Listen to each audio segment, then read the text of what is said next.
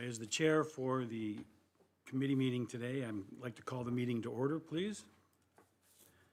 The first order of business would be to adopt the agenda. Do I have someone that would recommend the adoption of the agenda as presented? Kelsey or Heidi? Oh, Kelsey? And a seconder? Heidi? All those in favor? Passed. The agenda is adopted as presented for January the 12th, 2026. I have to ask committee members if anybody has any pecuniary interest in any of the applications today?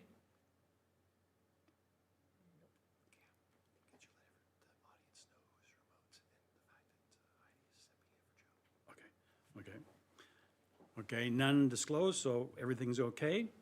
Just to let everyone know who's in attendance today, we have two committee members on remote today, Kelsey Glidden and Heidi Welker, as well as the mayor, Heidi Lorenz, is sitting in for Joe Murphy. So we have a quorum here for the committee, and we will proceed ahead. So the first order of business now then would be to the approval of the minutes from the June 23rd, 2025 committee meeting of the committee. Anybody have any questions, first of all, about the minutes from that meeting? No? Okay. Would someone like to propose that they be adopted? Heidi proposes that they be adopted as presented. The seconder was Kelsey. All those in favor of the minutes, please raise your hand. 4-0. Okay, that they are approved. Okay, now we can get on to today's orders of business, which is we're going to start today with the Terrence Haight application review. Amy, would you go? Thank you, Mr. Chair. So today we have 18 applications up for review. The good news is that of those 18 applications, there are 6 new organizations who have applied that we haven't seen applications from before. So committee had requested that we try and get new applications to the table. So there are quite a few on there that are brand new for us to review. The not so great news is we have $30,000 to give away and $137,000 in asks. So there will be some decision making to happen today. First item that I would like to sort of point attention to, we have received technically 2 applications from the Royal Canadian Legion. One is for a cenotaph replacement and one is for cash registers. I would suggest the cenotaph replacement we put on hold at this point in time. We can go into more detail if there are questions, but it might be something that is being addressed through other programs or might be something that we want to do outside of the standard granting that we do for the year. So that being said, we have a couple of different approaches that we can take, and happy to hear how committee wants to handle it. But I, like I do in previous years, have gone through and made a summary of some recommendations if you wanted to approve or distribute money to most groups, or if you want to distribute full funding to a few key projects. We can also do that. Depending on how the committee wants to proceed, I can give you the next steps and information. So you sort of need to decide, do you want to do 2 or 3 big projects, or do you want to award a little bit of money to each group? And then we can proceed with the review from there. Kelsey or Heidi, you have any thoughts on that? I have a question. I noticed that Trinity Church has applied for both. So I'm wondering whether that should be removed from the Terrence Haight.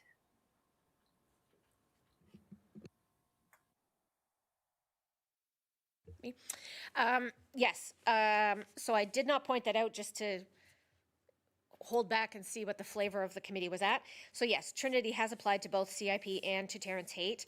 It is for the electronic sign, and at this point, based on the information they've submitted, we would essentially be paying for the whole thing. Personally, I would I would suggest that it is not necessarily something we would normally do under Terrence Haight. So we also could pull that application for further consideration or for no consideration, depending on the will of the committee. Kelsey? Mic on.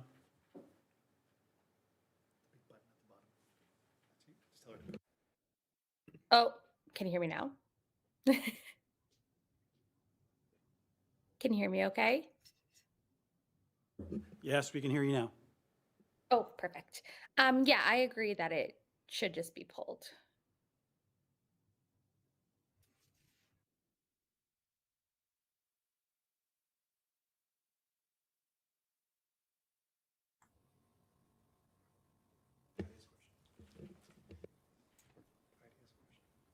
Okay. Heidi, you have a question? Go ahead. Yeah, I just have another question about homes versus business for the Terrence Haight. There's one there that is a home, and I don't remember. Amy, maybe you can just clarify why a personal would qualify.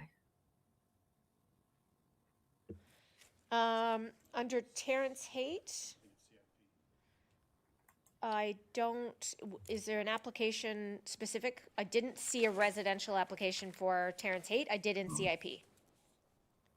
I thought it was resident 945 Muskoka Road. Is that Terrence Haight, or do I? Oh, I have the CIP open. That Sorry. one's CIP. Yep, no problem, no problem. That's Yeah. CIP. Okay. Okay. I'd just like to ask a question to sort of outside this here. Why does the church get to have an electronic sign, but the Opera House doesn't? Does anybody know that? Yes, I can answer that. So the Trinity United applied for an exemption Yes. for the, because they're in the BIA boundary, the sign bylaw prohibits electronic signs, and so they applied for an exemption and were granted one. And the So- city didn't. Correct. Understand. Okay, so we haven't got any, straightforward guidance here in terms of whether we're going to review them as little or take some big projects. So Heidi, I'll give you first shot. Do you want to do little by little, or do you want to do money for big projects? Well, I think I would start looking at those that have not applied before, because quite a few of them that are in the document, we have applied more than once over the years. Robotics is one. I think the Legion is another. I think the Lakes is another one. So I would take a look at the ones that are that have not applied before, that have applied this year, to see if we want to grant them anything, and then go from there.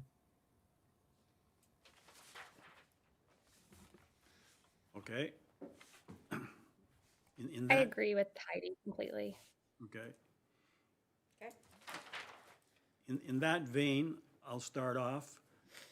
I would propose that we give the money to the Gravenhurst loan cupboard of $2,500. And that's a personal interest of mine, because I have used them a lot in the last couple of years. And if they're a new applicant, I'd like to see them supported. Actually, I was thinking of giving them more money so they could publicize their services. Any thoughts, either Kelsey or Heidi?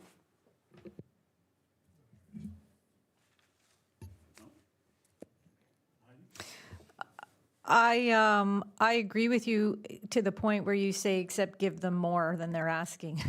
I think that, they know their needs best, and they asked probably for what they could use. I mean, I understand that they're volunteers, and they're probably going to facilitate as much as they can with what we give them. So I would hate to, go outside of what they're asking, because they know the organization best. And so I agree with you. I think it's a great service. Actually, I'm dropping some stuff off on Wednesday for them, because it's no longer required in our family. But and I also agree with the idea that visiting the people who haven't applied in the past and seeing what their needs are first. But I would be cautious to give them more than they might not be able to facilitate the use of that money, because they are volunteers. my only thought was about more money, it was like a couple $100 for advertising, if they wanted to advertise their services, because maybe they're not that well known around town. I can add some context as well. I think the only challenge that the cupboard is facing at the moment is that the two organizers are also full-time workers. And so I think they would be hesitant to expand the capacity yet. But we have added them to our list. So if we get any inquiries through community services or through senior center or things like that, we've added it. So we have been increasing their grassroots marketing, but I just know they are at their capacity at this point for helping.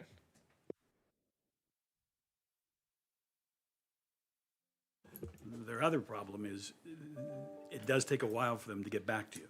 Yes. I didn't know whether we could be of any assistance for that, but okay, we'll leave it at that. Okay, that's my first volley. Kelsey or Heidi, you want to propose one that's of interest to you on the list? I was gonna say, I can tell you who's new if that helps. Okay, so, Can you hear me okay? yes. Okay, sorry. There was something happening there for a second. What is the total amount of dollars being asked for from new companies? Oh, excellent question, Sorry. Kelsey, that I didn't calculate, but let me quickly do some mental math here. The easy answer is more than we have. 4752, around 60,000.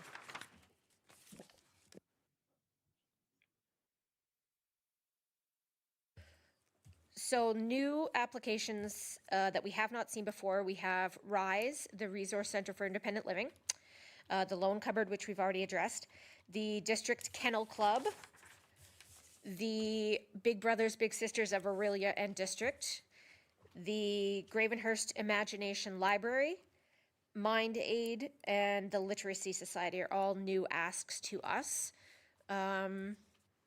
We have technically received applications in the past from hospice, but have not granted in a number of years.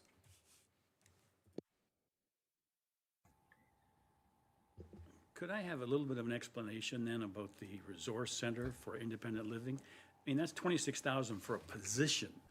Would that mean they'd be asking for 26,000 every year? That would eat up all our money each year. So, you are correct. They are looking for the full funding of a position. The Resource Center is in Parry Sound. They do provide some programs and services to Gravenhurst clients, but do not have a huge client base list in Gravenhurst. They essentially have made the pitch that this position would help them to expand into Muskoka and into Gravenhurst more fulsomely, and that they would be looking to recruit more clients in Gravenhurst. For me personally,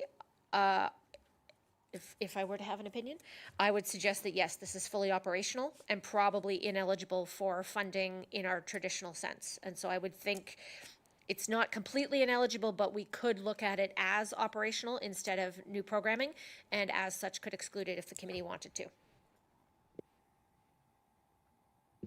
Yeah, I would recommend it be excluded.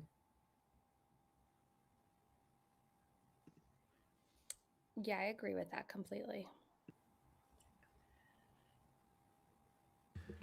When I looked at all the applications, I kept in the back of my mind, this money is supposed to be for the betterment of people in Gravenhurst, and the more people it benefits, the better. So anything that's kind of focused, I had trouble with supporting, i.e. the dogs, i.e. the senior telephone program. I was having trouble with those. So either Heidi or Kelsey, if you want to propose another program that you'd support, please go ahead. One that I would like to support is Mind Aid. Now, I think it's 6,000 and some dollars. I don't know that we need to give all of it, but I thought it was a very interesting concept or idea.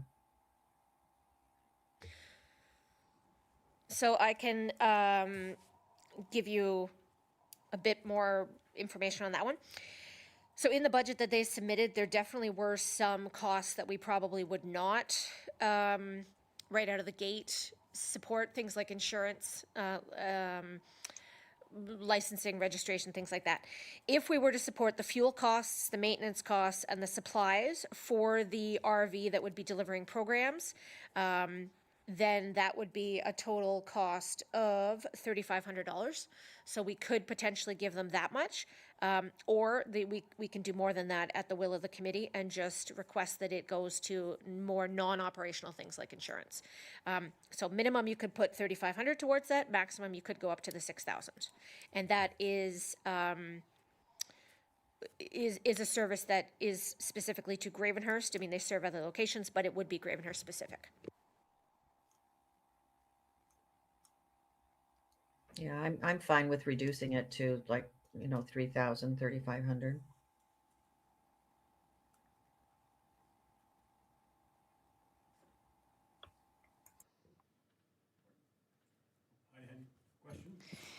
Yes, thank you, Mr. Chair. I guess my question about insurance.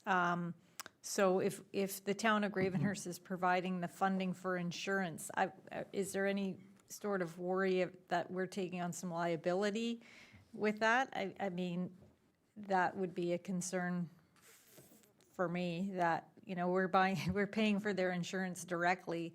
Does that look like we're sort of taking on the responsibility of their services?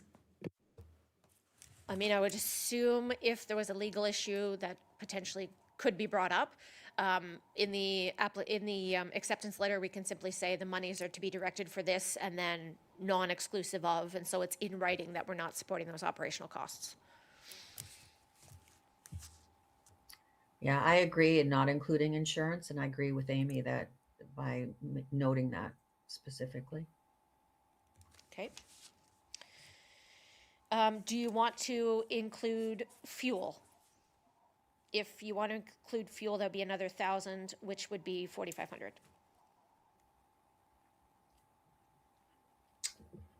Can we put that on hold until we see what else we want to contribute to? Yep. I think just giving them something is a good start. So we'll leave the discussion on that in abeyance for now. I would propose number 12, the Imagination Library. Yeah, I like that too. So for context, this is basically the Dolly Parton book program would be supporting. It would be part of that, so there would be free books for kids. They are specifically targeting Kilworthy, and they are looking to grow the kids. Basically, from the numbers they have, they could go as high as the 200 children, but they are conservatively approaching 35 additional children would be enrolled in the library and would be getting free books. This particular ask is split over 2 years. So again, you could decide you can give 5,000 for year 1 and year 2, and then they would not be coming back for any additional funding or any requests. Or you could split it, 2,500 is their first year ask and 1,500 is their second year. So That doesn't add to 5. 25 and 15 is 4. you are correct. Let me double check their budget. But it is a 2-year ask regardless, so it's up to you whether you want to do a one and done or whether you would prefer to do year over year and have them come back with feedback on the first year. Do you know if their application addresses the 2-year, that they need the 2-year commitment even to begin year 1? Yes, so they, at this point, in order to expand the program, do need funding. And so they would be requesting 2,500 for that first year for sure. So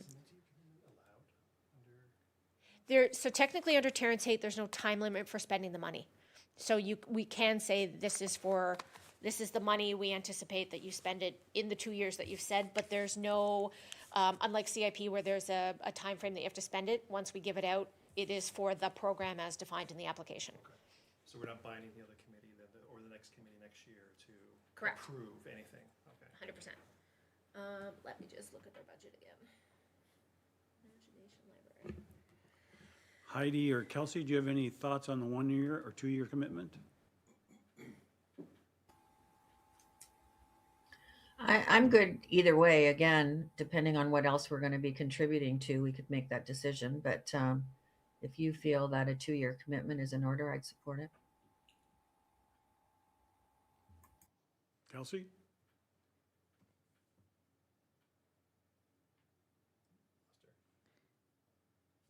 Can't hear you. Can you hear me now? Yep. Okay, I would say maybe just one for now, and then see where we make out down the line at the end and see if there's room to add for 2, or just keep it at 1 for now. Heidi? I would agree to keep it with one, only because I think it might be a dangerous precedent the committee is setting for itself, that people are then coming to look to the committee for 2 years of programming instead of 1. I think that you might just see every application come in from here on in to say, cover us for 2 years. So I would just be cautious of that. Going back to their budget, so it does equal 4,000, so ignore the 5, it is 4. So year 1 would be $2,500 they're asking for. And I would agree with the idea of doing the 1-year commitment. I'd vote for the $2,500. Yeah, knowing it's 25 now, I would just do the 1 year. Okay, so Gravenhurst Imagination Library. Okay. A proposal from the floor for another program? I know we didn't approve the hospice last year, but I do feel strongly we should be supporting it. So contextually, we would be looking at is education. It is planned to be here. I mean, I tend to agree that, you know, it's a topic that everyone faces, or more and more people are facing. Based on the budget that they've submitted, everything would be eligible for the full ask for $2,500. Committee members, I do have a problem with it only addresses 20 people. That's kind of a narrow. Was that the reason we supported last year? I'm just wondering I can't remember what the reason was that we didn't do it last year. If anyone knows that. Last year, they did not ask for a workshop. They asked for money towards, I think I think it was operational, or it ended up being more like community outreach for the program, as opposed to like operational for a person and for more education, as opposed to a hands-on tangible thing. So that's why they were not approved previous years. I think the workshop is important, and I don't know if the 20 is a max that they would have at the workshop, or is that's what they're speculating with, you know, people in need of it, you know, learning more and having a better understanding.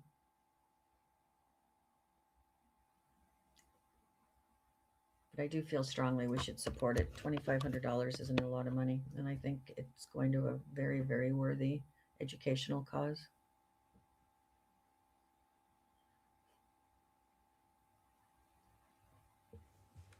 They have not specified a venue, so it may be that they're just looking to keep it low in order to provide a better engagement with the participants there, as opposed to trying to get numbers of people in. There are some printed materials. So, I mean, we could potentially, we could ask the question about more participants or virtual or that sort of thing, but I think the idea is they were trying to start getting people educated and sharing that knowledge with a smaller amount in a manageable, engaged situation. Do we cover catered lunches?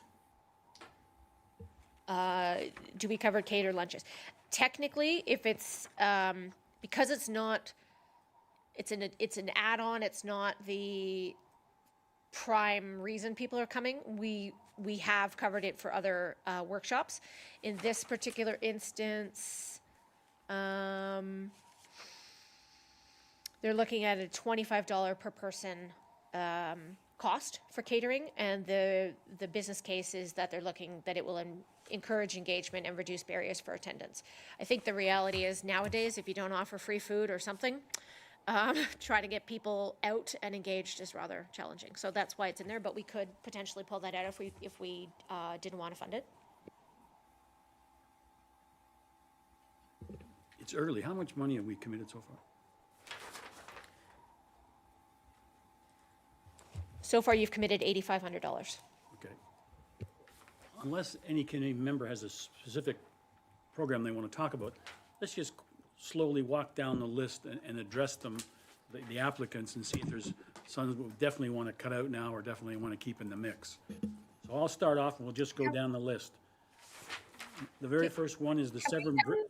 Sorry to interrupt you. Sure. Have we done the Big Brothers Big Sisters? Sorry, yeah, Big Brothers Big Sisters before? We have not done Big Brothers Big Sisters in 3 years. The last time we granted them, we granted $2,500, and so that was in 2022. The technical, if you want to get technical here, the technicality is that was Big Brothers Big Sisters Muskoka, which has since closed. Big Brothers Big Sisters Aurelia and District has picked up our caseload, so technically we have not funded this group ever. But the program Okay, is so that's free. what my question is, because that's interesting, that one to me. So it sounds like they've just kind of closed down that office here, and now they're trying to bring some help back in and support the people that they have in Gravenhurst or had before. You are 100% correct. There are 2 matches they want to support, and then they would like to try and regrow the program. I think if we go back probably 10 years, the program was pretty successful with like 12, 13 matches. So they have not, Aurelia has not given us a background case on why Muskoka closed. My guess is that over the years, either the volunteers or the staffing have become an issue, and so those matches have diminished, but they would continue to support the 2 matches that are here. Those matches are about a $3,000 cost. The additional money is to try and reestablish the program and expand, so we could support $3,000 to keep the 2 matches going, or we could go up to the $5,000 to try and reestablish that connection in the community. Okay, so I guess it depends like how many people we're trying to help per head. Like that seems like a more expensive one than I would have thought per person, if that makes sense. Where maybe others you can, have more of a general effect, helping more people with lower costs potentially, if that makes sense. Yeah, I mean, cost per participant, you're right, it is high. You could get into the philosophical debate that may be life-changing for those 2 kids, but you are correct. Yeah. Per capita, it's one of the more higher programs. I really do like the idea of that, and I feel like that is something that is missing here. So, So yeah, the money I don't would know what leave to say about that, Gravenhurst, go to Aurelia, and we'd lose control of it? The money would be awarded to Big Brothers Big Sisters Aurelia as the organization, but we would specify it as for the Gravenhurst matches and for outreach in the Gravenhurst community if you wanted to go to the 5,000. So, yes, it's leaving the community because there is no local body for it, but we can earmark it for those matches and for this outreach in this community. Let's hold our thoughts on that. As we run down the list, we may revisit that theory or that thinking. So if we start at the top of the list in terms of the applicants, first one is the Severn Bridge Agricultural Society. Any thoughts on that?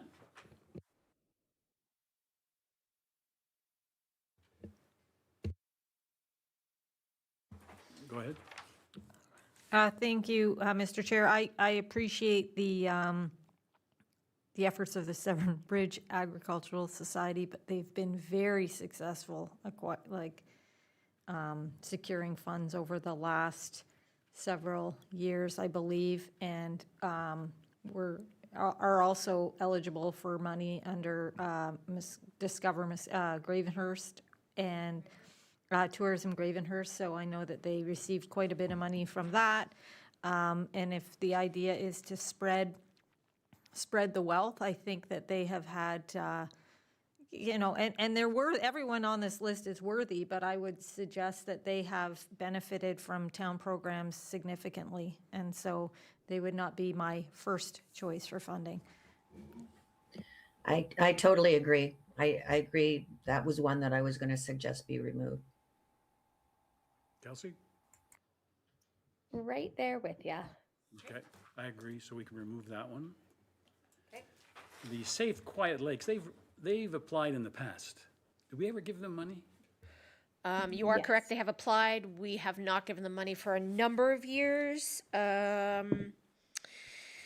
They received, oh, I lie. We did give them 2 years money ago, in maybe? 2023. We Yeah. gave them $700 in 2023. They have applied pretty much every year.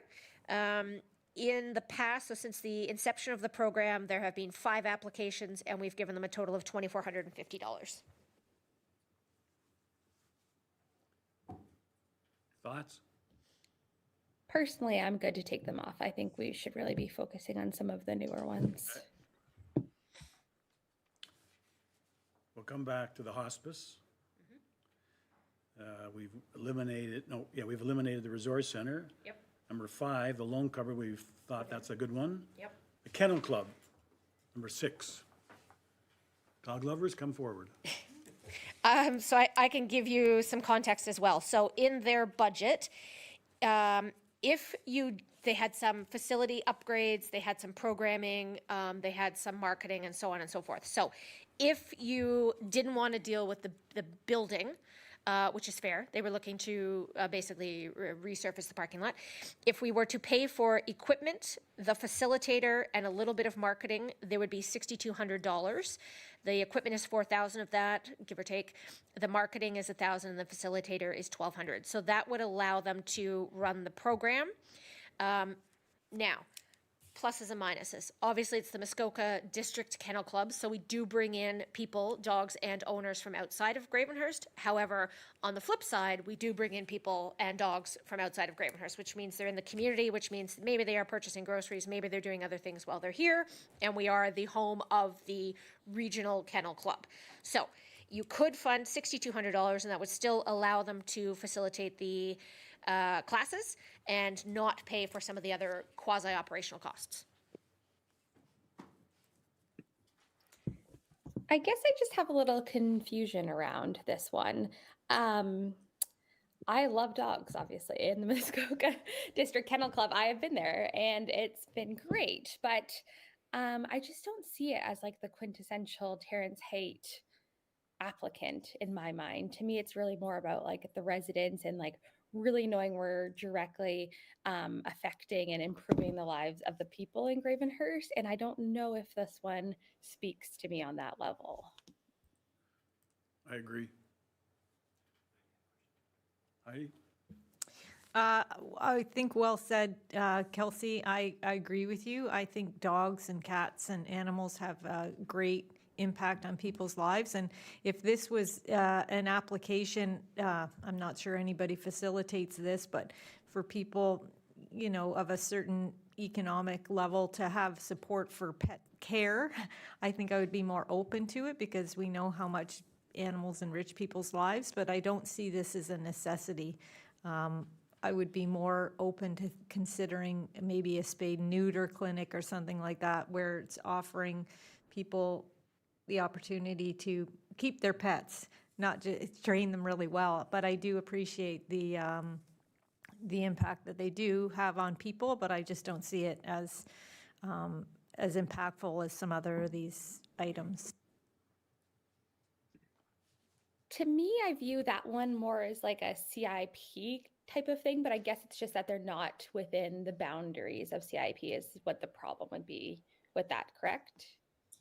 Correct. They are not within, they're not in the boundaries, and we generally wouldn't cover things like equipment and facilitators under CIP. We'd cover building, but we wouldn't cover the program specifics. Okay, so we will remove number 6. Agreed? Okay. 7, these people have asked for money in the past. Yes, you are correct. So the YWCA, so we have funded the Girls Unplugged program before. And so this particular one is in Gravenhurst. It would be for 12 participants. We funded YMCA over the past, since the inception of the program. They have submitted 6 applications and received $9,000 in total. Last year we gave them $1,500. The year before we gave them $3,000. The year before we gave them $2,000. So they have been reasonably successful, but they also have delivered this program to the thresholds that have been funded. So they have a good track record. Kelsey? I like this one. I know, I'm leaning more towards like granting people that haven't got it before, but for lack of better words, I do think this one is a good bang for our buck per se. If we got, we gave them $1,500 last year. If we kind of matched that amount again, to me, it seems like helping 12 people for that price is a better value than some of the other ones. Heidi? I agree. I think helping the young children and the teenagers in this community, I think it's really important, and I think it helps set direction, positive direction for them. So I'm in full support. You have a full support in the 1,500 or the money they're asking for? I would go with, I think over the past years, we've just given them between 700 and 1,500, if I'm not mistaken. I don't know that I'd give them any more, but I'd give them the max of what we've given them in the past. 15, okay. We may find at the end of this that if we, be wonderful if we have money left over, that if we can add to some of the others. Okay, And the this next- one. Yeah, I agree. The next applicant is, sorry, Heidi?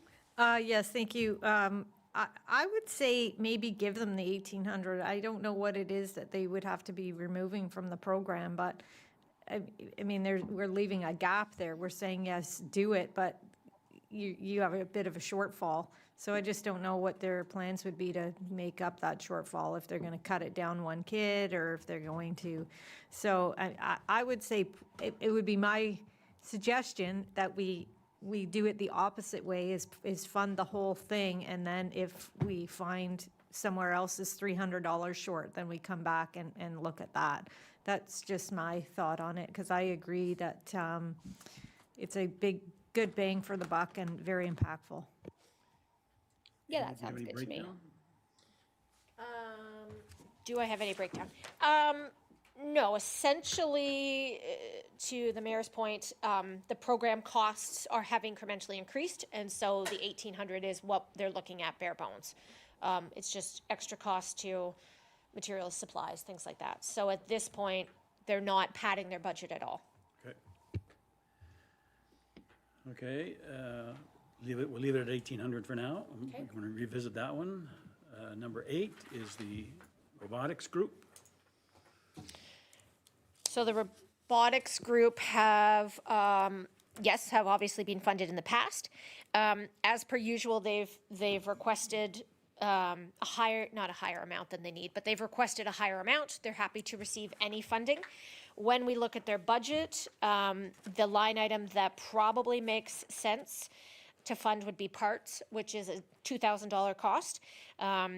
There are some registration fees and travel fees and things like that in the past we've deemed to not be something we wanted to cover. But parts to allow them to build robots and to have those spare items would be $2,000 in this instance.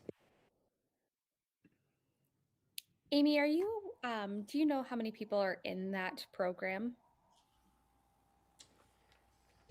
I'm gonna say no. Let me just double check their application, but I don't think they specify. Now, this is what they do say, is they're not going, because of costs, they're not going to the provincial contest they used to go to. So this would be the one contest that they're going to, or not contest, competition that they're going to. And I'm just looking here to see if they have a list of how many kids. And no, they have not told me how many kids are in the program. I can find out, but I want to say in the past, I think we've been looking at probably around 20. So there's the actual builders, there's the drivers, there's the programmers. So probably about 20 kids are touched by the program and the competition in this instance. Amy, can you remind us how much we gave them in the past couple of years? I can, although I'm questioning my sheet in front of me. So it shows that we gave them $5,000 last year and $4,200 the year before. So 2023, 2024, sorry, and let me just look 2025, I think we did as well. That's where I'm missing. High school robotics. So over the years, they have received about $7,000 in the last 3 years. Just to diverge for 1 second, could you tell me, has the Ringette group got any money in the past years? Yes, I can, and yes, they have. So last year we funded Ring at $2,000, and previous to that we have given them $6,500. So they've received $8,500.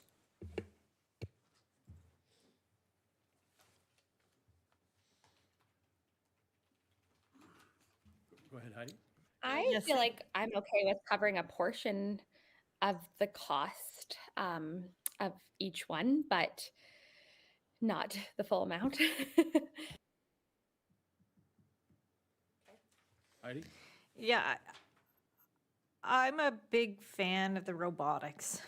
I think that those, that gets kids interested in science and strives them to, maybe look into like furthering themselves. I think it's a really great program.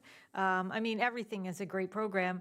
But I think because it is at the school, it's really open to a wider group of kids than some like outside programs. So because it's in the school, all the kids have access, all the school age high school kids can access it rather than their parents having to register them and do all that sort of thing. I think it's very accessible if we're trying to target that age group. And I think it creates a great camaraderie and things like that. So it's no secret, big supporter. I think it does a lot of good. And, I love that they have created an interest in science for some of these kids who might otherwise not be exposed.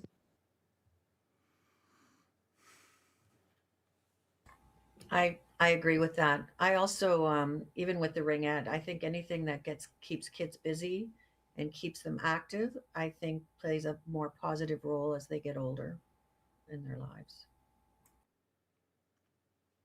So do we have a recommendation below the 10,000?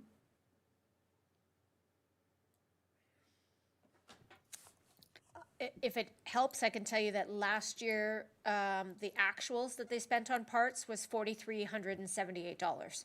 So if you wanted to go slightly more than what they've put in the budget, but slightly less than last year's actual cost, you could do a $4,000 donation or $4,000 funding contribution.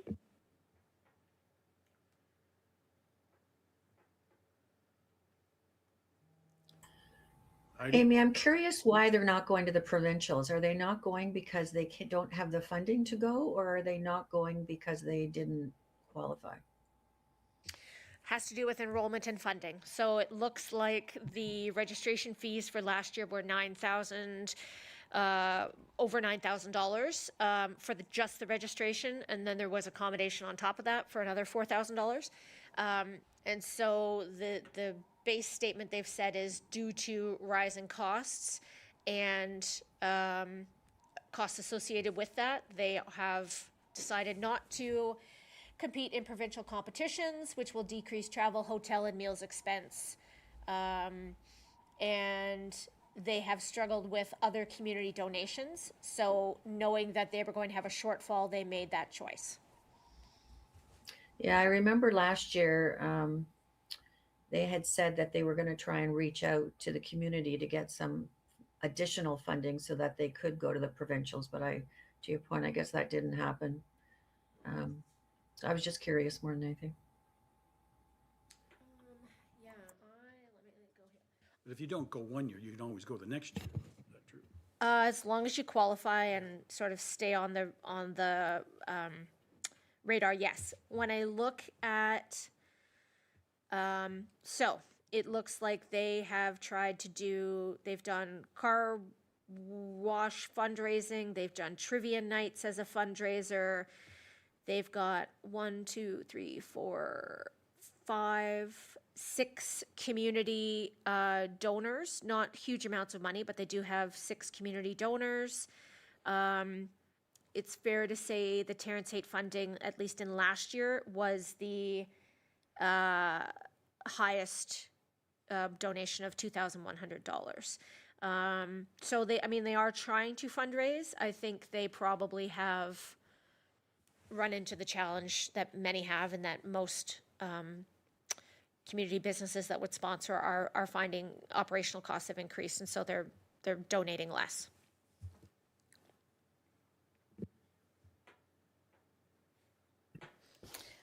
I feel good with the 4,000 recommendation that you made about covering parts and that kind of thing. I think it's good to show that we support the youth that are motivated and have a passion for something and are willing to put the work in.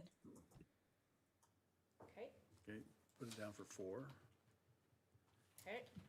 The ringette, I would say we go with 3,000. I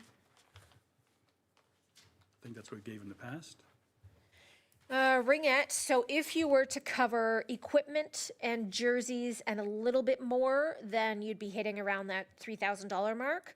So it would cover for equipment is $1,400, jerseys are $1,350, and then that would give a little bit more money for advertising. So that thought process would work for $3,000. Any thoughts? I'm fine with it. Okay. Yeah, no, I'm definitely great to support the ringette for sure. Okay, we did 10, we'll pass over 10. Number 11, GAP. So contextually, it is for their transportation program. So when I pull up that application, GAP has received funding in the past, obviously. I just have to find it on my list here. Okay, so Gravenhurst Against Poverty has received $10,000, $10,300 in the past. Last year, we did not give them any money. The year before, they received, last year and in 2024, we did not give money. In 2023, we gave them $5,000. And let me just pull up the specifics. So, under the transportation program, they are still doing taxi vouchers and demand responsive transportation, which is the district-run program's vouchers as well. So, the district transportation vouchers are $500 of that ask. The rest is for taxi vouchers, which is $1,700. And the remaining amount, I'm just looking at here.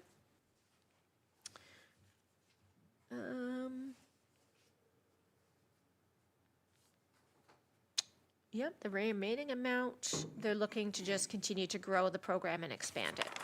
So you could simply put in money towards the DRT if you wanted to support the district demand responsive transportation. If you wanted to support taxis, there's additional money that could be allocated there. But GAP has been reasonably successful in receiving funds from us in the previous years. I can't remember where I read it, but I saw GAP getting money elsewhere too. So- Either from Bracebridge or the district or something. GAP has been very successful in fundraising.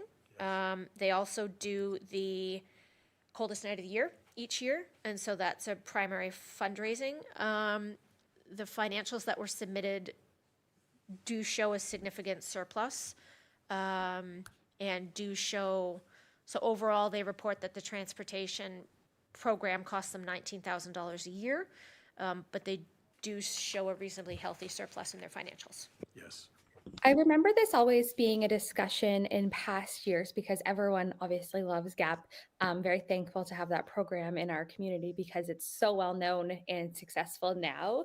And I think the thought maybe last year with the not funding them and moving in a different direction was, really trying to build these other charities and places that give back and getting them to be more well known as well. I feel like GAP would be the most well known organization, and trying to give funding to the other ones in order to have them be built up and be able to become very successful too. So I kind of still fall into that category. I think that we can kind of support the other ones to try to get them built up and be able to have some other support for different things as well. Heidi?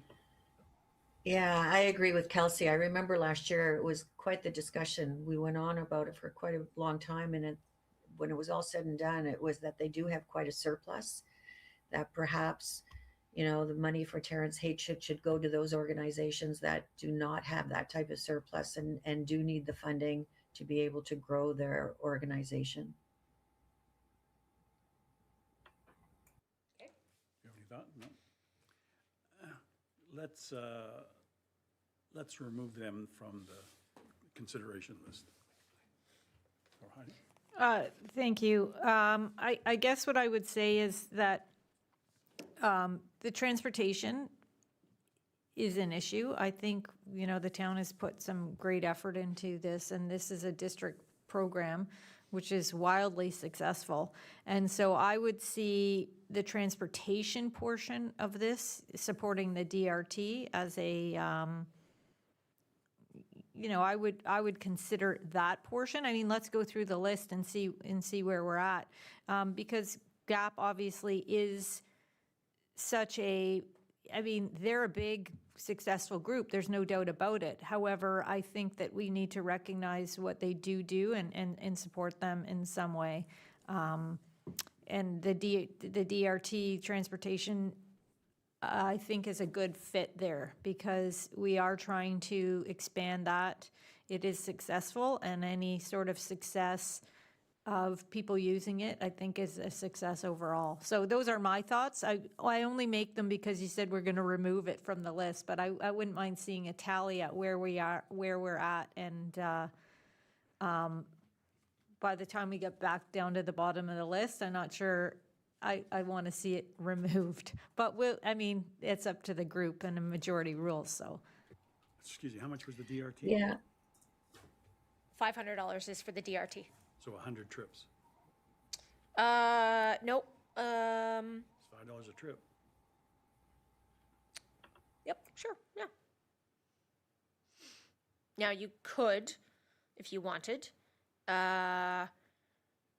potentially give them like $1,000 towards the DRT and earmark it for that, but they have only requested 500. You had a problem before giving out more money than people ask. So 500 it is. Okay, Okay. we'll come back. 500 seems very We'll reasonable. revisit. Okay, so we did the Imagination Library, the Mind Aid, we dealt with that. The Literary Society. Okay. So the Literacy Society application, that is basically staff time. I'm just going to pull it up here. So essentially, yeah, they're looking at, it's a bit of a interesting budget, but they would be looking at, so 6 classes, 2 facilitators, a total of 26 hours per class.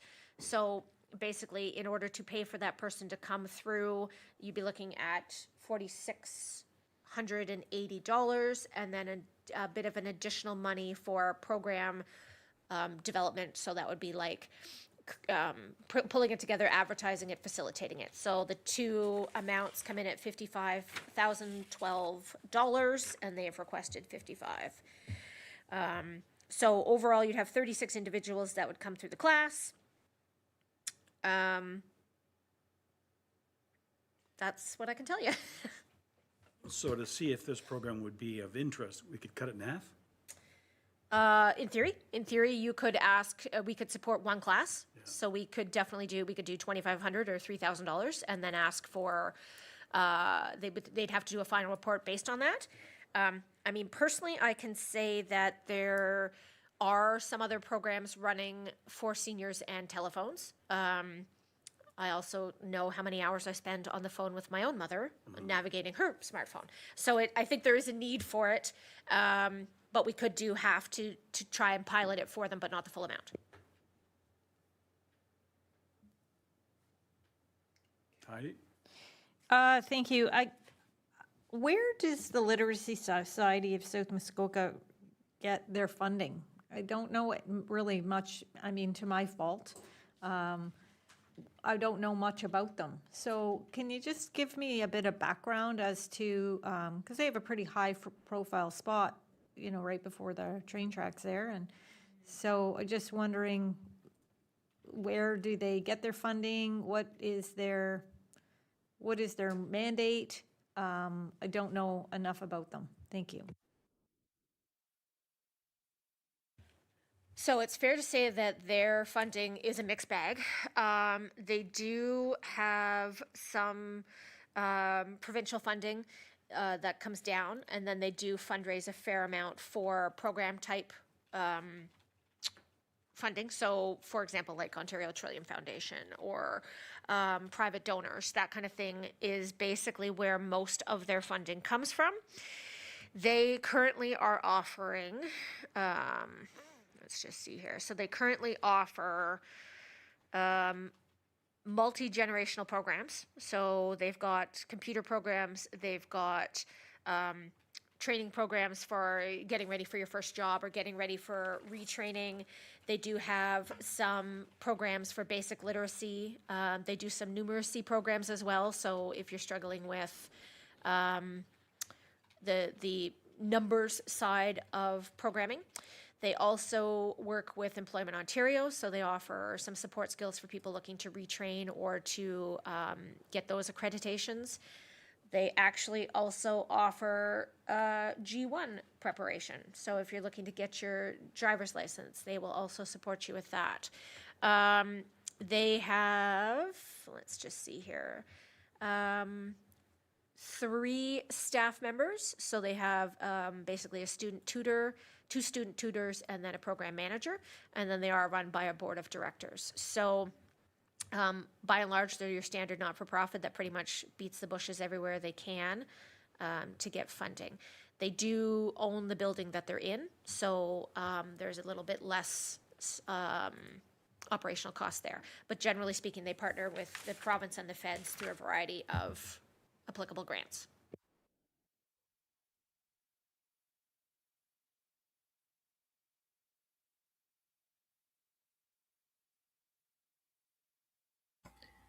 Support for half the money?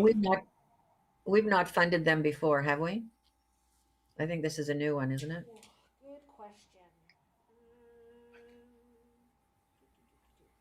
I'm going to say, based on the sheet that I have, no, we have not funded them. I'm just double checking. It is not alphabetical, but yes, I'm going to say no. At least we have not funded them in the past 5 years. Yeah, I don't recall us ever talking about them. I would support them. I don't know that I'd support them for the whole amount, but I'd certainly support part of it.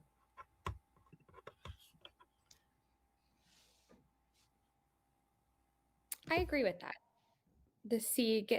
Get a idea of like how it turns out for them. If there's tons of interest, they can give us kind of an update maybe next year on like, you know, this was the success rate of it, and it's something that they're going to continue to do or not do.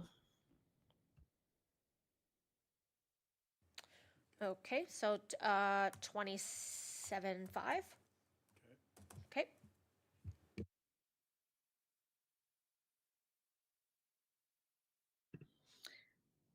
I mean, I think we kind of get back into the discussion of like, you know, I think this is something that came up last year of like, do we kind of half fund everything or do we, just give people full amounts? That's something that maybe we need to rediscuss of as well of like, will this be helpful to them to give them a half amount? I don't know what everyone else's thoughts are on that. I'm really not sure.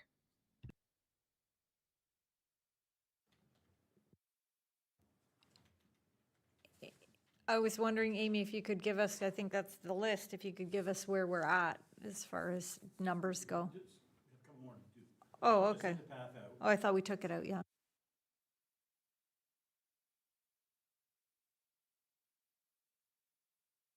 So cash registers for the Legion. There's not a lot of, they need 2 cash registers. So basically that is for the hard cost of purchasing it and the programming of it and then training of the new staff. It's kind of one of those, you could argue it's operational, but it's also a necessary upgrade. So there's not a lot hiding in there. But if we gave them half, they'd buy 1 cash register. If we give them the full amount, they'll buy 2 cash registers. Yep. So I just want to go back. I know we had a discussion about the Legion last year, and I fully support them. And my concern is, has anybody talked to them about? There's a lot of grants that, like the Ontario government gives grants to the Legions, and I don't know that there's ever been any effort made for them to apply for a grant. I know it's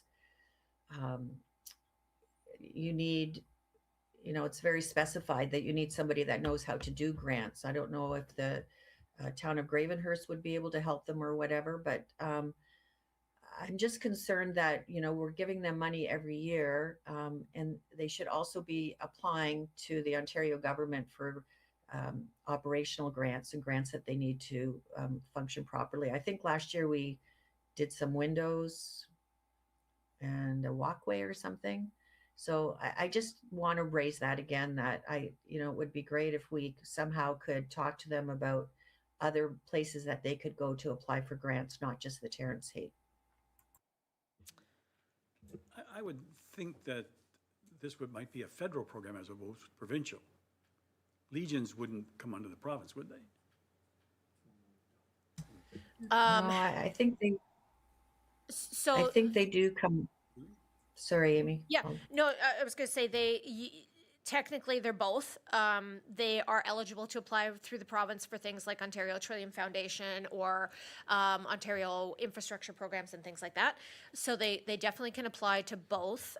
It's fair to say the Legion's application was handwritten. So the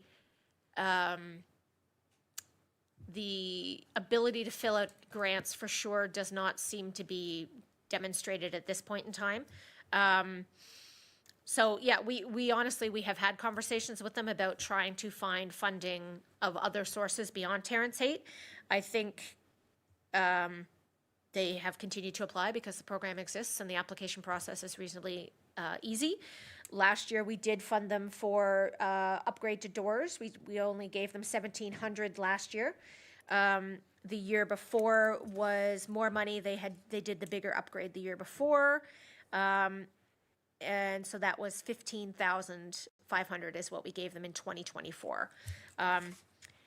It's one of those things. I think the Legion does touch a fair number of people in the community, whether it's, and I don't think it's just members, it sort of is a go-to for birthday parties, celebrations of life, anniversaries.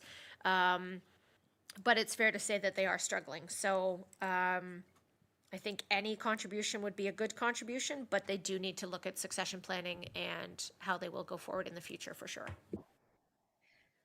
I am open to supporting them. I think a lot of things that I'm seeing right now, there's a lot of discussion online on social media about kind of like the downtown of Gravenhurst really struggling and not being in a good place. And to me, the Legion is somewhere that I see that is always hosting dances and events, and there's things happening there and different nights that are really community based and allowing people to have somewhere to go to do things and bringing the community together. So I feel like it's something that is important in Gravenhurst specifically right now.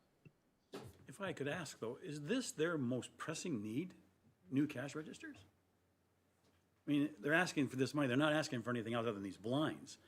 But is this holding the Legion back, these lack of cash registers? It might not be their most pressing need, but I think it's a small enough one they can tick off the list and put the funds elsewhere. I mean, I think the reality is the building itself needs more upgrades than this fund could address. So they're looking at, they have started doing fundraising for things like the cenotaph and some of the bigger projects, but they have not, they need more money than this fund can ask. So then this fund can supply. So this is an easy ask from this group. Does their application say one cash is for upstairs and one is downstairs, or? That is Because a very good when I've been question. there, I've never seen a lineup that they needed two. Let me just check. I think it's more that they're just trying to modernize, but let me just pull up the application here. Royal Canadian Legion. Bar, it could be for the bar and entrance Yeah. potentially. So there, it is upstairs, downstairs.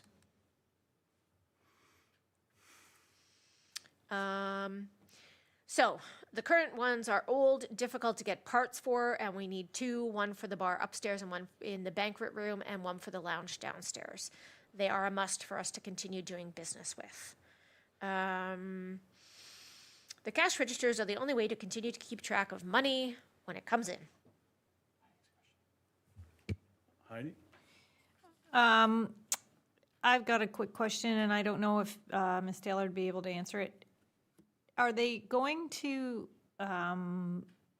be able to use debit cards then? Because I would suggest that I've been there at times and people don't have cash very often, and so I would like to see that that's going to be an improvement in, make service a little easier. Because, I mean, people just are debit crazy in Canada, so I wonder if there's any indication in their application if that's if there's a plan to change that.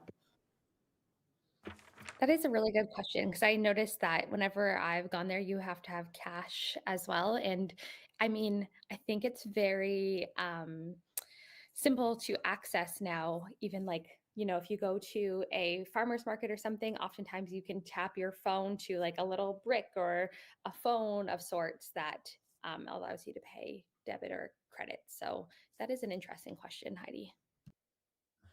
I can tell you that there is no mention in the application or in the budgets submitted for that expense.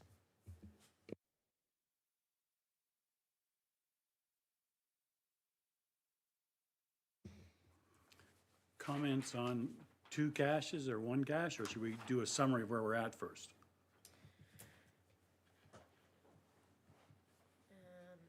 I can tell you, so far, where we are. With the Literacy Society we're sitting at $20,050. So you still have $19,050 you can allocate. No, I'm sorry, $9,050 you can allocate. Okay. Want to try and do this on a quick run through then? The Severn Bridge is out. There's nothing left to reconsider for the Safe Lakes. Correct. The hospice we put out. Yep, The resource center person went. yep, The loan cupboard, we're fully. yep. The kennel club, what did we decide with the kennel You club? pulled the Kennel Club. Okay, YMCA is 1,800. okay. Robotics is 4. Ringette is 3.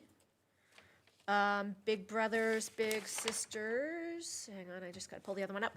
We have not addressed. Okay, Gap, we put in for 500.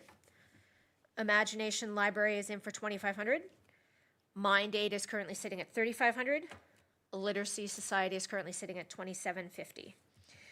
We have not talked about blinds for the Legion as well, which is the auxiliary has applied for that one. So, so you could go back and readdress Big Brothers Big Sisters if you want to talk about that one. And the other one you might consider was whether you wanted to include fuel in Mind Aid, which is another $1,000. What was the maximum for the hospice? The hospice 2,500 is what they're looking for, and we have not And how included. Yeah, much I'm are we? talking about hospice as well. Yeah. Sorry, you want them back in? Yeah, I think so, personally. They should be in, yeah. I didn't realize they were out. I was just going to say, I would like to see hospice, because this is money they don't have to use for their care. So I know that not everybody's going to use it, but I think that it's not, and I know hospice is working with the Health Hub coming forward to maybe offer services here, and I think this would be a good sort of kickstart to that as well. So I'd like to see hospice in, because again, it's something that's taking away, from funding for care. So not taking away, but if they use their donations from other areas on this, then it is impacting. And I can sadly say from experience that they do an awesome job. It's not a place you want to be, but it's the best place that you can be. So I'd like to see that happen. Okay, let's put that I one agree, back on. actually. I think that, to me, the full amount for hospice seems correct, because like you said, if you're, giving 20 people these skills for that price, it seems like a very good value in order to take the load off other people in the organization. Okay, put that back in there. Okay, so with hospice in, you're sitting at 23,050. So Big Brothers Big Sisters, you still need to address.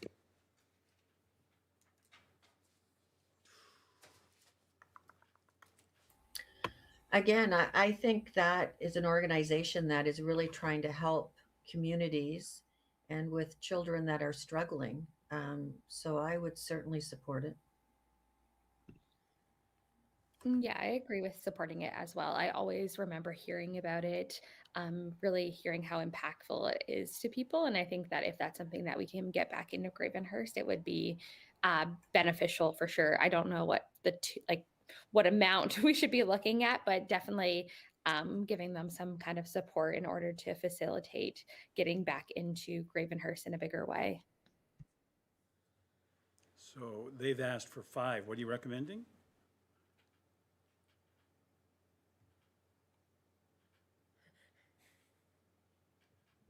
Anybody? So 3,000 covers the program, the 2 matches, 5,000 allows them to try and expand the program and reestablish it.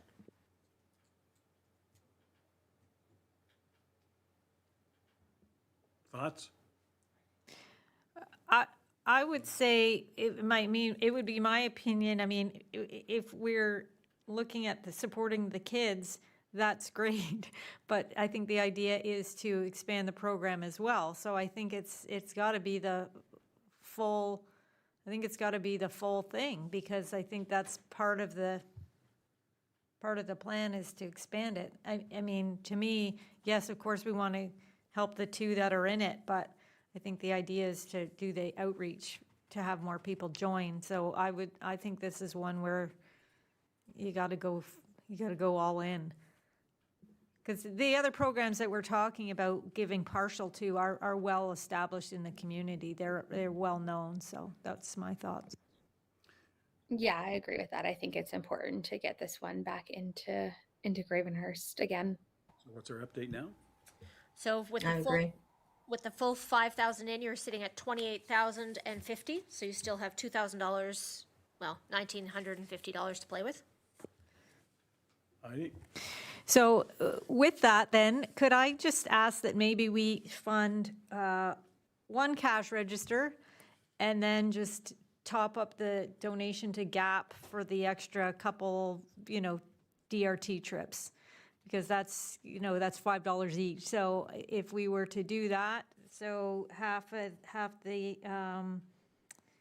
is 1,700. And that would just leave just under another couple $100 and give that for transportation to Gap. I think that, to me, I think we would dot all the i's and cross all the t's that way, and that seems like to wrap it I up. think was there not another application for the Legion for blinds? Is that out? There is one for the blinds. They applied last year. We did not award it. The year before, so they received $4,000 from us last year for the commercial fridge.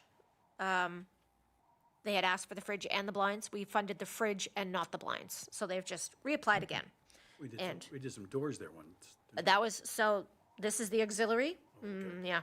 So the Legion got doors, the auxiliary got a fridge. So basically the Legion is applying for the building, the auxiliary does the programming.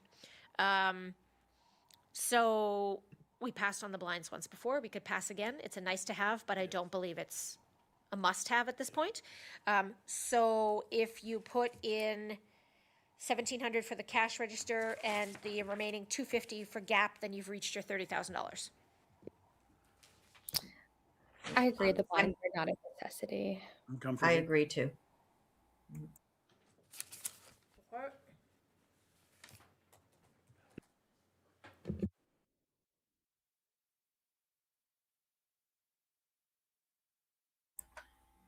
Amy, I do agree with Heidi's comment though about debit, credit and all that kind of stuff. We may want to ask them the question with these cash registers, whether it'll have the option to do more than just cash.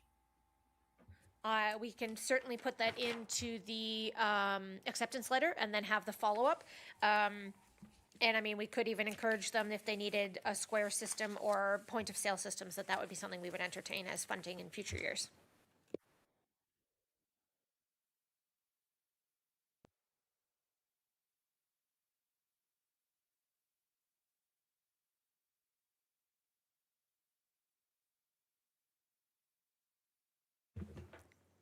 Kelsey, we can't hear Can't you. hear you, Kelsey.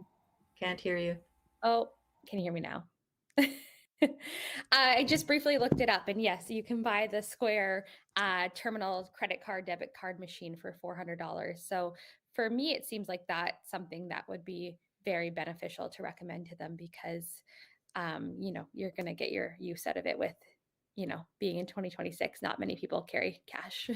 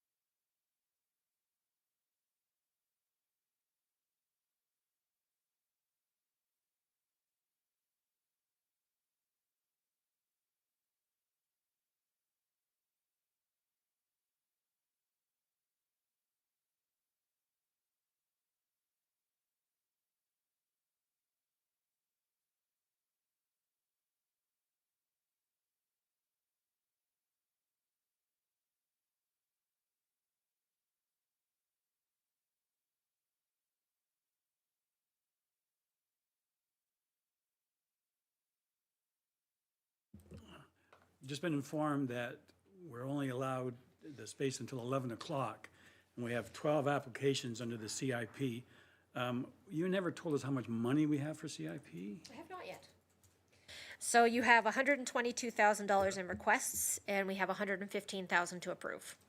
We have $115,000 available, so we have more asks than money at the moment.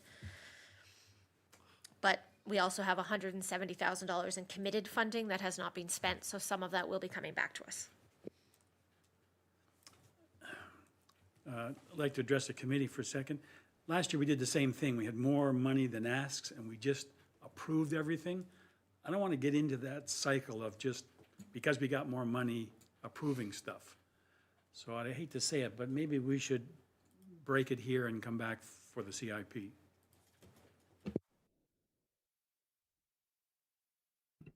I agree with that. I'm good with that.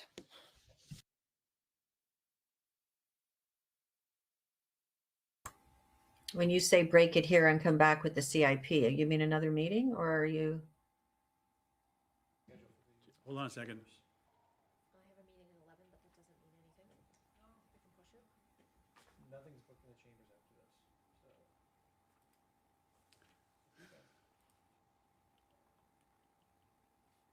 Want Jeff to, and I mean, Joe I'm would have comments on the CIP. reasonably confident we can push through, because I think there's a few that we would pull, Yes. so. That was my concern, that there are some that I really don't support, and do we want to, You're good. okay. Well, okay, well, let's give it a try. Let's start off with the CIP. Okay, have you, Yes. we'll wrap up Terrence 8 first, yeah? Let me just, whoops.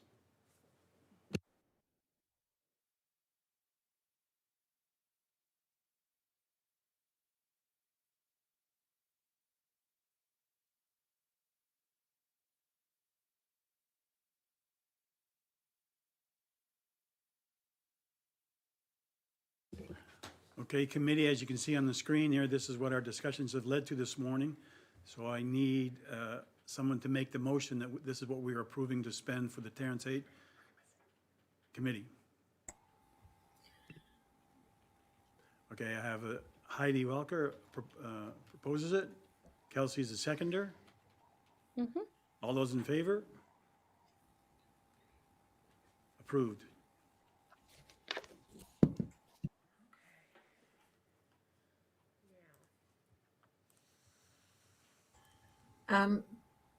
With the CIP, I just have a question. I know last year there was a lot of discussion about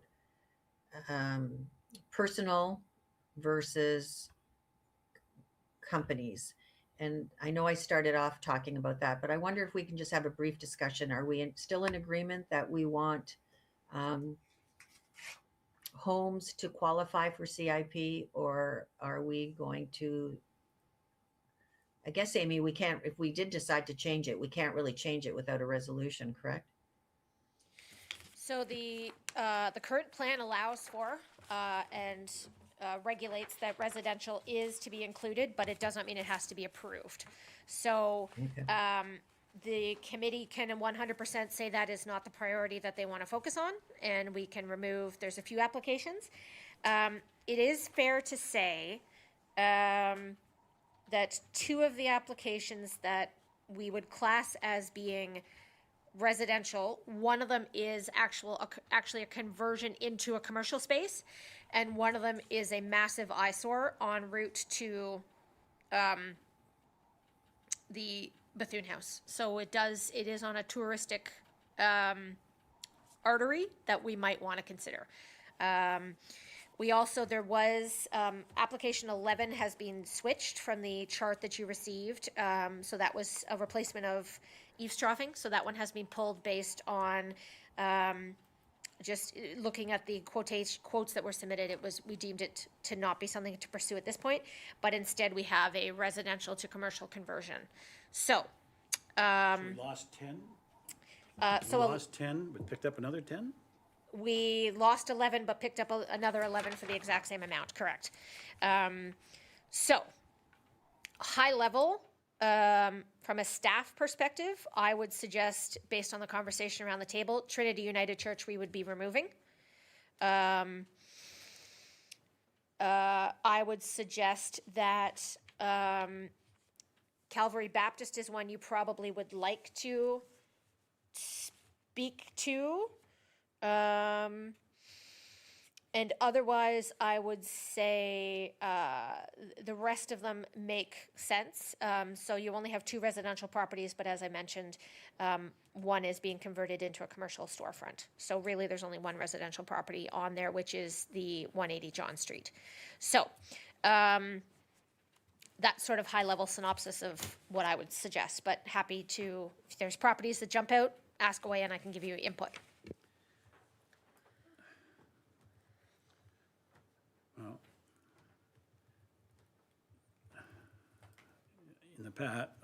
in the past, yes, I've had a problem with residential properties. And number 2, 415 Bethune Drive North? That's the one that's being converted from residential to a businesses? He talks about 2 businesses, apartment and 1 business, or 2 more? That one is currently commercial. So 415 Bethune Drive is the former pizza station Muskoka Surf and Turf. So currently the main floor houses Los Ciento Taco Bar and Muskoka Osteopathy, and then upstairs is residential. So the property, so what they're proposing is facade to the, it's basically a story and a half. So the facade is largely for the commercial entities in that building. So that is the Taco Bar and the aesthetics, the osteopathy. Did we grant them something last year? I thought. I just can't remember. I thought it was for siding or something last year. Maybe it was for something different. No, you are correct. They did ask for some facade improvements. There were, the patio was put on. There were some minor cosmetics that were done. So essentially, they're looking at continuing the facade improvement on the building. And then also, last year, there was some stuff that was facade, but also was structural improvement. So you are correct. They have received funding. This is a continuation of the work beyond what was done last year. Okay. I mean, it does look great. They've done a great job with it, and it seems to be very popular so far.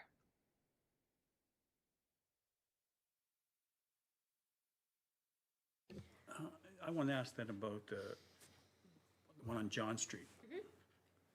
This is his home.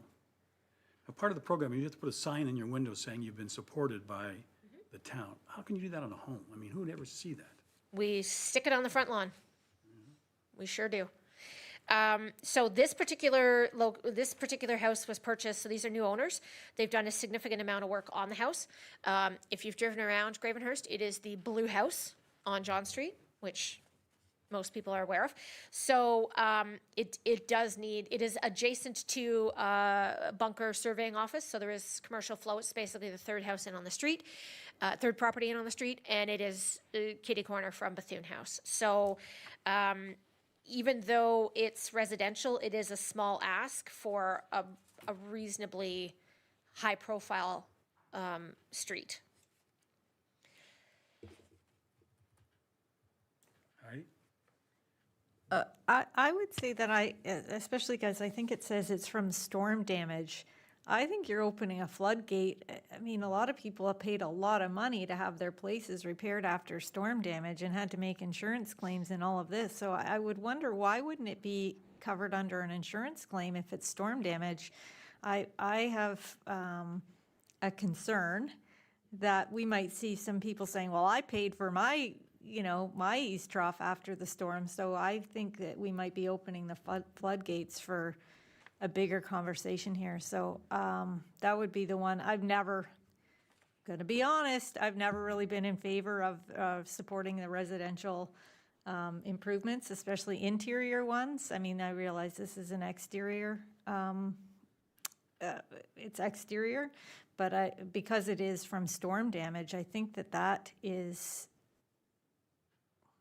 a bit, I think it's a slippery slope, I guess is what I'm saying. Yeah. And not to, pick on one person, but I just do worry that we're opening a can of worms but it's up to the committee, obviously. So the eaves trough due to storm damage we have pulled, and that is now replaced with Hawkstone soap. So Tanya Evans purchased 190 Bay Street, so that's located beside Muskoka Springs. And so that is now an application for commercial conversion, facade and landscaping. So the storm damage eaves troughs we have pulled. And then the other residential is the windows on Bethune, across from Bethune House. So what I'm hearing though is 180 John Street, we're thinking pull it. That it's not, there are more concerns? Okay, so I'll pull that one. I agree. Okay, so then the second residential one is $10,000. Oops. Heidi, go ahead. Your question? I was gonna talk about Trinity Church, but I'll wait until Amy talks about the other one. Okay. I was just going to say residential wise, so the new number 11 is 900 Bay Street. So that is Tanya Evans, who purchased the building a year or so ago and has been converting it into a storefront. So she is proposing facade improvements and landscaping improvements for $10,000. So it's a bit of a weird one in that it is a house. It is fully zoned commercial. It is the former Auburn Gallery. But she is now putting money into making it more of a commercial storefront. So she's not proposing changes to the resident use of the building. It is simply to put in that storefront and to do landscaping around it so that it becomes the new commercial home for her business. Thoughts on that one?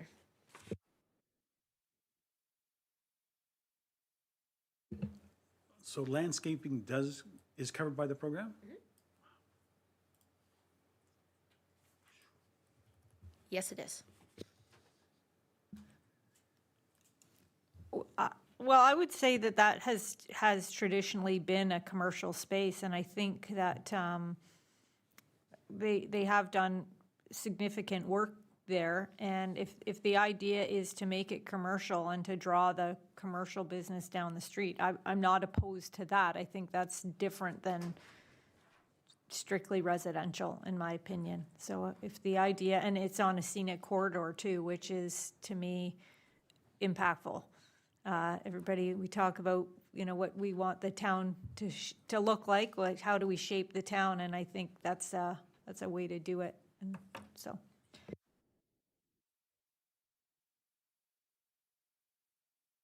Okay, then, so back to Trinity. Yeah, I know we took it out of Terrence Haight. Why did we take it out of CIP? So, this particular ask, $3,000 is the threshold for signage. The structural improvement ask would be for the structure of the sign. So, if you want to keep it in, that's fine. It would be an eligible amount of $3,000. However, CIP, of course, reimburses for money spent. So if we're not giving them the money out of Terrence Haight for the actual sign, then they may not be able to proceed with the CIP because they have not got the money to spend to then come back to us and reimburse. So that was the only reason why I suggested we might pull it. We also could revisit it because the CIP has a time limit on it. If we sign the agreement and then it waits for 18 months to run the clock before anything happens, then that's money that could be allocated elsewhere that's tied up. That's the only reason why I would suggest pulling it. We also we will be starting continuous improvement, and so it could be addressed down the road. So that was the thought process behind that. Okay, I'm fine with it then. I just didn't recall the reason why. So just so I understand, these people applied for a variance to put a sign in, but didn't have the money to build it. Correct. That's the way they run the business. I think the thought process was before they started fundraising, they wanted to know if they could in fact get what they were looking for. So they did the planning process of it, and then now they're left with the fundraising portion. Okay. We've been jumping a bit here. What have we decided to take out of CIP? So at this point, it looks like Trinity and number 3 resident at 180 John Street have been pulled. We did talk about 415, which is commercial. I can sort of keep going. So full potential at this point, they need to replace signs and paint the entire facade. So they have applied in previous years. They've done awnings, they've done some window dressing, they've done some structural improvements, and so far have proven to be, they apply, they do the work, they get reimbursed. So they're a solid application. This is the old pizza station. Sorry, that's number No, 2 this is is the on old the- pizza station. Number 4 is Main Street, full potential. Number 5 is the PSR Muskoka Knits building, so the other side of the street. So that is another one of the 4 corner anchors across from the post office. So they're looking to do brickwork, windowsills, facade work. So again, it's a downtown business. They are looking to do improvements to that building. Further, number 6, further down the road is 685 Muskoka Road North. That is the apartment building that was burned out last year. And so they have now, they've been able to open up the main floor to the commercial units to come back into that building. But they still have to do some windows on the second floor. You can see the window seals have been broken. And then as well, they want to do on the main floor for the commercial units, some tile issues. So it's improvements to a building that's now back open again and occupied. Shipyards, they have some cameras that they would like to have covered. And so those cameras have actually helped with a couple of issues at the wharf already. Frosty Pint is, they had applied last year and did that work. They've come back again now for some additional structural improvements. So the ramp for accessibility, which makes good sense. The heat blocking curtain is an energy efficiency upgrade, so that applies under our structural improvements. And then indoors, they want to do some renovations as well to improve efficiencies, so all of those would apply. At the wharf, we're looking, this is decking around the boathouses. So those are the tin boathouse locations. And this application fits in with the wharf revitalization for that area to improve the aesthetics around the boat launch area. If you will, why is that any different than a residential improvement? It's They're privately owned, aren't they? They are privately owned. Because they're in under the wharf, they are identified as areas that should be revitalized. So they, at the end of the day, yes, it's not a residence in that someone's living there, but it is a non-commercial property improvement. So, but it does fit in with the revitalization. Question, Heidi, go ahead. I sort of wanted to speak to that, and this is not going to make me very popular with my friends down there, but this is these are recreational properties, like secondary properties for people. I'm sort of having a hard time giving tax dollars to people who have a secondary recreational property. I don't feel like, I understand that they do pay taxes, and so they should be open to it, but I don't feel good about giving somebody money for a secondary recreational property. I just, I don't know. It just gives me a bit of ick. Heidi or Kelsey, could we hear from you on this one?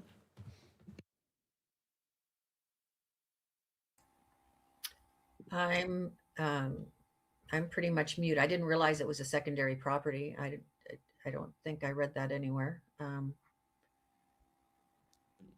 So I'm not sure what to say. I agree with Heidi on that one. To me, it seems more of like a luxury than a necessity compared to some of the other applicants per se. I would vote to pull it, yes. Okay. Okie dokie. The next one is Calvary Baptist. So they are looking, basically they're doing a major overhaul of the building. So technically they are eligible to apply, but it is the church. They do run some community-based programs. So the only reason, and you may not want to discuss it, it may be a no-brainer, but because it is, I don't want to say membership-based because it's not really, but because it is the church largely for the attendance of that I didn't know if you wanted to have discussions about it, but technically all of the work they want to do is well within the program. All right. Okay. Number 11 is Bay Street. So that is Tanya Evans. That's the commercial conversion that I mentioned before. And then last we have Artisan's Edge, which is down by the Canadian Tire gas bar. And so they expanded the salon. So they now have the barbershop and the salon there. And so they are looking to do signage, basically to advertise the new salon that is there and upgrade the barbershop signs. So that's kind of it in a nutshell. So what I'm hearing is Trinity out. So in application number 1, application number 3, application number 9 are out. Okay, and that gives us a total of, Oh, yep, that gives us a total. Please hold 1 second.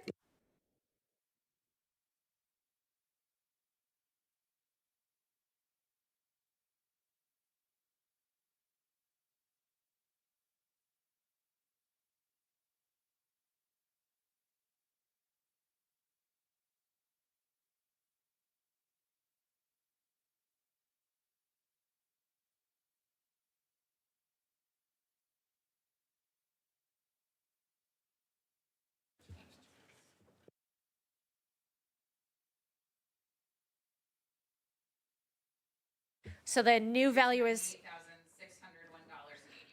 $98,601 and some cents. 115 to give away. So we have not given away all of the money. We still have a buffer of, I don't know, 17,000, we'll call it, 16 and change. Questions, thoughts? I'm happy that it doesn't appear we just rushed everything through and just quickly approved everything, because we did remove some. So I'm happy with the way the list sits at this point.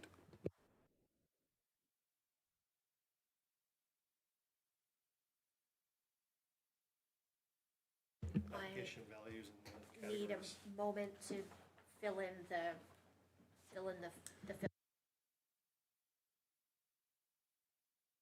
Okay, we're going to take a short break in the meeting, and we'll return in about probably 15 minutes.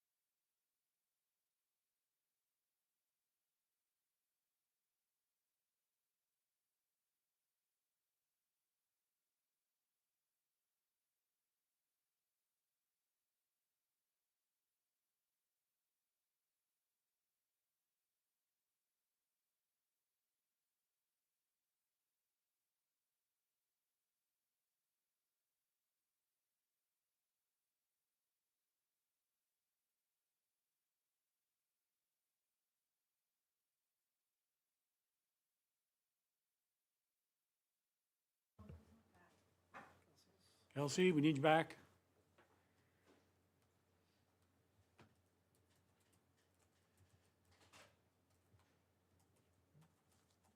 We did say 15 minutes. Yeah. She's- Oh, there she is. Okay, so you're going to post up to. Yep. Okay. Okay, so we're going to post now the applications we reviewed and approved for the CIP. And then I'll need a motion to support this and a seconder.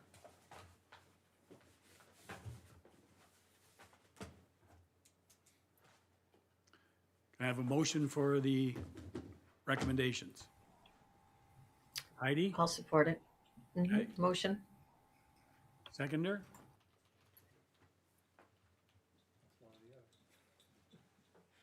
Sure. Kelsey, okay, all in favor? I don't know where did the other Heidi go? Maybe on the other screen? Volker? No, she's in there. Oh my God. Okay. Is she raising her hand? Oh, there she I is. There we agree. go. Okay, approved as proposed? Yep. We're done. We're good. We'll write up the resolution, a couple of other things. Before we adjourn, there's a motion to have another meeting on May the 4th at 9 o'clock here. Anybody have a problem with that? I'm just gonna put this in the calendar now. It's Okay, in my calendar too. okay, we'll take that. 9 one. a.m. Yes? There's no resolution needed. It's just, it exists. Oh, okay. Yeah. Okay, can I have a motion to adjourn the meeting, please? Okay, Heidi, a motion to adjourn the meeting? Heidi, the other Heidi?